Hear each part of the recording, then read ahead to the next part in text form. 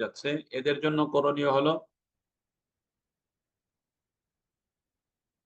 Rouhani শক্তি বৃদ্ধির জন্য আকাবেরদের মধ্য থেকে নতুন যারা আছে এদের জন্য একটা আমল এটা দিয়ে থাকেন। অনেক বইয়ের মধ্যে এই বিষয়টাকে গুরুত্ব দেওয়া হয়েছে। এটা হলো ইয়া হাদি ইয়া খবিরু ইয়া মাতিন ইয়া আল্লামুল গুয়ুব। এটা প্রতিদিন এটা ৫০০ বার করে পাঠ করতে হবে। শুরু এবং শেষে ১১ বার করে দুরূদ শরীফ পাঠ করতে হবে। এভাবে স্বাভাবিক অবস্থায় এই আমলটা ৪০ দিনের মতো করলে আপনার মধ্যে সব আমল করার একটা জজবা তৈরি হবে এবং রুহানি শক্তিটা বৃদ্ধি পাবে। এজন্য ইয়া হাদি ইয়া খবিরু ইয়া মাতিন ইয়া আল্লামুল গুয়ুব প্রথম যারা আছেন যদি পারেন আপনার রুহানি শক্তিকে ভালো করার জন্য মনের যেই কুধারণা বদ অভ্যাস ছিল এতদিন এটা দূর করার জন্য ৫০৫ বার করে এই সিফাতি নামগুলো পাঠ করবেন। এগুলা করলে আশা করা যায় আপনার রুহানি শক্তিটা বৃদ্ধি। এবার আসেন স্বাভাবিক অবস্থায় ৪০ দিনে যারা আমল করবে আমরা রজাআতের ব্যাপারে সামনে একটা বিস্তারিত আলোচনা করব।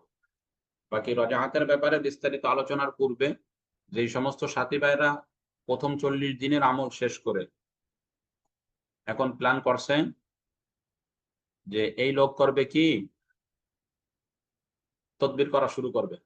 এখন তদবির করতে গেলে যেমন আজকে আমার কাছে একটা লোক ফোন দিছে যে হুজুর আমার কাছে আপনার একটা বই আছে, আমি জিনের সাথে কথা বলেছি, উনি আমাকে যেটা কি করতে হবে ১ নম্বর কাজ হলো এটা করতে হবে। দোয়ায়ে কুনুত ১ম এ ১১ বার পাঠ করতে হবে।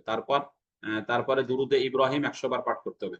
তারপর আবার দোয়ায়ে কুনুত ১১ বার পাঠ করতে হবে। এরপর ৩ বার এভাবে ৩ দিন পর্যন্ত একাধারে চালিয়ে যাবে। যদি কোনো মুদাব্বির ওই যে মানুষে এই জগতে সবাই শোনেন না যে চিকিৎসা যারা করতে চাবে তাদের অধিকাংশ লোকেরই জরুরি হলো যে সে একজন লোকের কাছ থেকে যেন শুধু সকাল সন্ধ্যার আমলটাই ঠিক রাখি এবং মানুষদেরকে ধোঁকা দেওয়া থেকে বেঁচে থাকি।